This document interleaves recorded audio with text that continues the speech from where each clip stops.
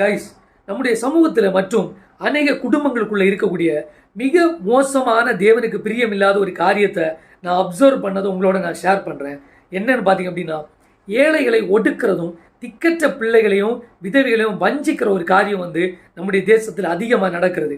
ஏசாயா அதனுடைய 10வது அதிகாரம் 1 முதல் 2 நம்ம வாசிக்கும் போது அதில் எழுதியிருக்கு, ஏழைகளை வழக்கிலே தோற்க பண்ணவும், என் ஜனத்தின் சிறுமையானவர்களின் நியாயத்தை புரட்டவும், விதவைகளை சூறையாடவும், திக்கற்ற பிள்ளைகளை கொள்ளையிடவும், அநியாயமான தீர்ப்புகளை செய்கிறவர்களுக்கும் கொடுமையான கட்டளைகளை எழுதுகிறவர்களுக்கும் ஐயோ அப்படின்னு நான் ஃபேஸ் பண்ணுற ஒரு விஷயம் என்னன்னு பார்த்தீங்க அப்படின்னா, ஒரு குடும்பத்தில் ஒரு பிள்ளைகளுடைய அப்பா இறந்து போயிட்டாங்க, இல்லை அம்மா இறந்து போயிட்டாங்க, இல்லை சில குடும்பத்தில் தாய் தகப்பன் இல்லாத குடும்பம் இருக்குது, சில குடும்பத்தில் அவங்கள கைட் பண்ணுறதுக்கு ஆட்களே இல்லாமல் இருக்கும் சில சூழ்நிலை.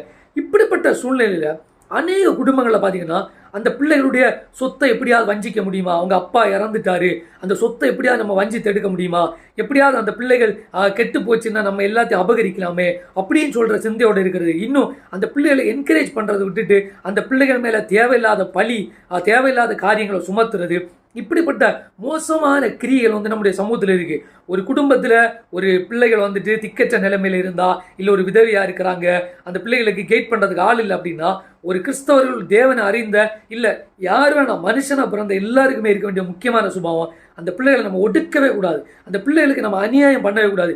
அந்த பிள்ளைகளுக்கு நம்ம காசு பணம் கொடுக்கலன்னா கூட அந்த பிள்ளைகளை கரெக்டாக கைட் பண்ணணும். நீங்கள் என்ன கோர்ஸ் எடுத்து படித்தா உங்களுக்கு சீக்கிரம் வேலை கிடைக்கும், நீங்கள் இப்படி படிங்க, நீங்கள் என்னென்ன மாதிரி வாழ்க்கையில் என்னென்ன காரியங்களை பண்ணுங்க அப்படின்னு சொல்லி அவங்கள நம்ம கைட் பண்ணணும். அதுக்கு தான் குடும்பம்னு வச்சிருக்குது, அதுக்கு தான் சமூகம்னு சொல்லி ஆண்டவர் வைத்திருக்கிறது.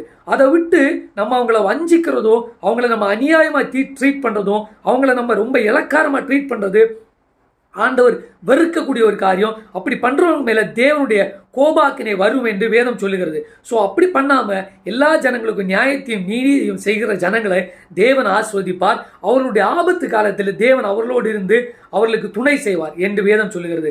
ஸோ எல்லாரும் நம்முடைய ஆட்டிடியூடை நம்ம மாற்ற வேண்டியது ரொம்ப ரொம்ப முக்கியமாக இருக்குது. சமூகத்தில் இப்படிப்பட்ட காரியங்கள் மாற வேண்டும். எல்லாவற்றும் அன்பினாலும் மனத்தாழ்மையினாலும் ஒருத்தருக்கு ஒருத்தர் ஏழைகளுக்கும் திக்கற்ற பிள்ளைகளுக்கும் உதவி செய்யணும், அவங்கள ஆதரிக்கணும், அவங்கள நம்ம கைட் பண்ணணும் முக்கியமாக அப்படின்னு தேவன் விரும்புகிறார்.